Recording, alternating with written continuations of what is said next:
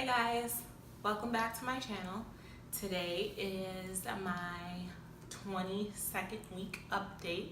So not much has changed since last week. A couple of things, not that they changed, but a couple of things have happened. So let me just read to you what it says for 22 weeks in the baby app. Ovia is what I use. So it just says, baby spends most of her time resting as you rock her to sleep with movement of your day-to-day activity. As baby sleeps the day away, your hair is growing in especially thick, and may grow in odd places. Fingers and feet may be beginning to swell as well. So first off, I haven't really noticed any swelling in my hands. I have noticed a little bit of swelling in my feet, but I did start going to the gym on Monday again. I took off for 2 weeks. I had appointments, we had a hurricane and all that stuff going on. So I did start going back to the gym on Monday. So I did see some of that, but I'm not sure if it's just pregnancy or if it's just because of the gym, you know. Other than that, everything else is fine. This week, I have been feeling a little dehydrated. I'm fatigued, I don't have energy, I just feel like I need more water, and I've been drinking a lot of water, but I feel like it's not like I need to drink more. So that's something new that's never happened before. And I feel like with that, I've been getting headaches every day this week. It's so annoying because I try not to take headache medication because, you know, I obviously don't want it to affect the baby, but I also have 3 other kids, 2 of which are toddlers that I need to, you know, take care of and everything, and I feel like I can't function because I can't lift my head up when I have the headache. So that really sucks, and it's like throughout the day. It's not, oh, I wake up with a headache. It'll just come on at whatever point of the day that the headache feels like coming on. So that's one thing that I've been having. I feel like I've been having a lot of Braxton Hicks contractions. My belly gets so tight, like I have to stand wherever I'm at if I'm standing, and it hurts so bad. And yeah, it's just the worst. Sometimes I feel like Braxton Hicks contractions hurt more than actual contractions. Don't shoot me by me saying that, because I mean, yes, contractions hurt, but for me, sometimes I feel like my Braxton Hicks contractions that I get are a little bit more painful than the regular full-blown contractions. But I could be eating my words once I go into labor, so yeah. I already stated I went back to the gym this week. With that, I was able to sleep through the night once I am able to go to sleep.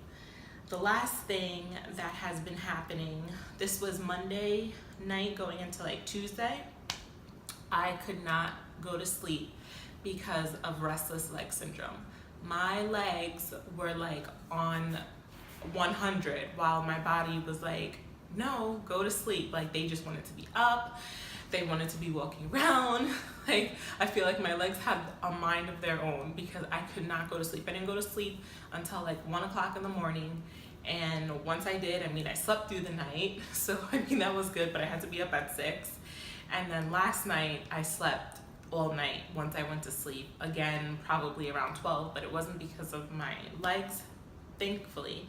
But I know that Monday night into Tuesday morning, my legs were just, they did not want to stop. And I did have that with my last pregnancy with my daughter. I had restless leg syndrome like for a month every night. The only thing that helped calm my legs and for me to go to sleep was eating a cup of ice. I kid you not, and I swear to you that once I ate a whole cup of ice, I was able to just go to sleep, knock out, and my legs were fine. The same thing happened Monday night into Tuesday. Like after, I think it hit 12:30, and I'm like, okay. and I went and grabbed a cup of ice. I sat in my bed, I ate the cup of ice, I put the cup on the side, I laid down, and I went right to sleep. So like by 1 o'clock or a little bit after 1 is when I fell asleep. And when I woke up in the morning, I mean, I was super tired, but then I was just thinking in my head, like, did a cup of ice really just help me? Like, sometimes I think it's in my head, but I don't know what the hell it was. I don't know what it is, but it helps for me anyway. And like I said, when I had it with my daughter, every single night I would eat a cup of ice, you know, after attempting to go to bed and realizing, you know, my legs were on 100. I would eat a cup of ice and I would go to sleep shortly after eating the cup of ice. I couldn't drink water, because I would drink water like, oh, okay, well, if it's ice, then I just need to drink water before I go to bed. Nope, doesn't help. Only eating a cup of ice. I don't know if it's the chewing, I don't know what the hell it is. If anyone else found that helps, or anybody know anything about that, let me know in the comments down below, because I just think it's the weirdest thing. And I feel like it's in my head. I mean, I don't know what else to think, because it's so weird how a cup of ice can help my restless leg syndrome. I don't know.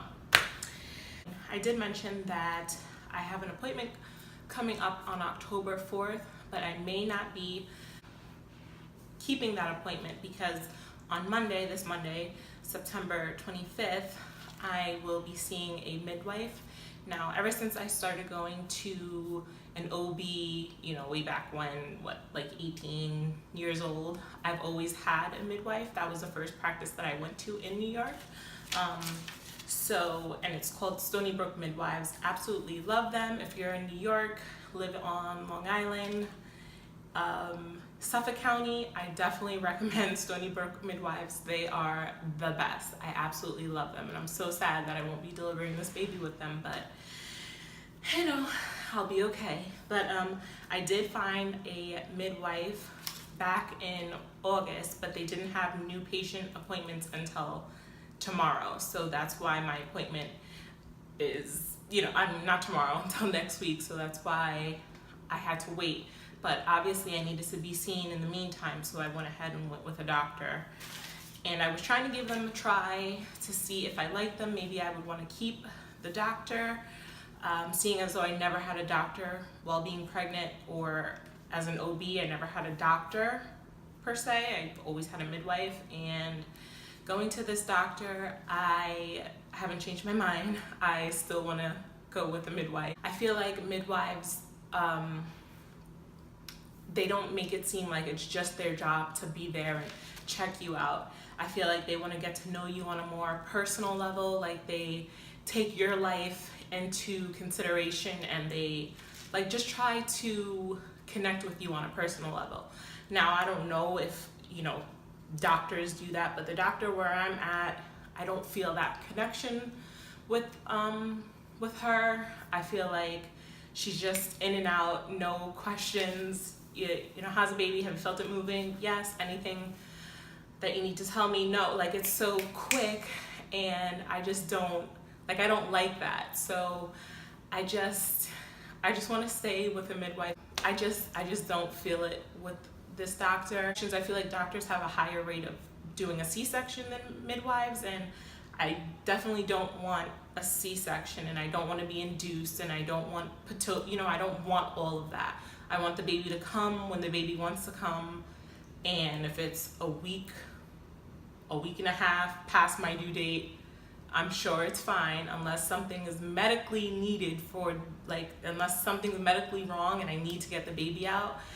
I want to go into labor naturally and just everything just relaxed, and you know, I don't want that, oh, well, you need to get the baby out, we are going to give you some of this so that we can get your contractions going, and you know, blah blah blah. I don't want to do that. So I mean, that's just experiences that I've heard of through friends, family members, friends of family. So that's just what I'm basing my opinion on. That's just how I feel. And if you have a doctor and you feel that personal, interpersonal connection, then by all means, you know, stick with your doctor. Don't take into consideration what I'm saying. I'm just saying from my perspective and my point of view and my what is it called? What is the word that I'm looking for?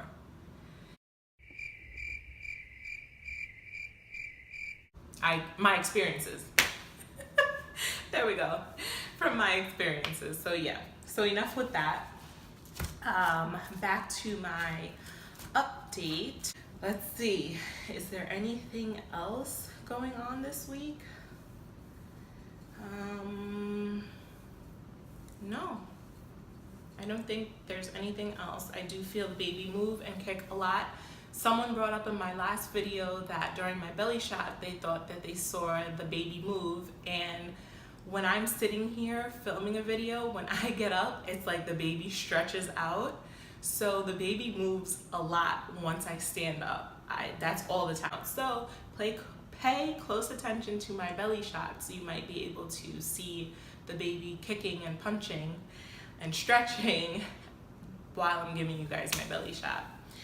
Speaking of which, that's my update for this week. Like I said, not much going on. So I'm gonna go ahead and do my belly shot, and I will see you guys next week in my 23-week update. Bye. Okay guys, so here is my belly from the front with my shirt / well, it's a dress with my dress on. As you can, or I don't know if you can see, but my little belly button is still poking right out. Here is my belly from the right side. Ooh. And from the left side. Okay, so here is my belly from the front with my shirt up. Here's my belly from the right side. And then here is my belly from the left side. I feel like my belly button is soon to be poking out more than my belly soon. But yeah. So again, thank you guys for watching, and I will see you guys in my next update.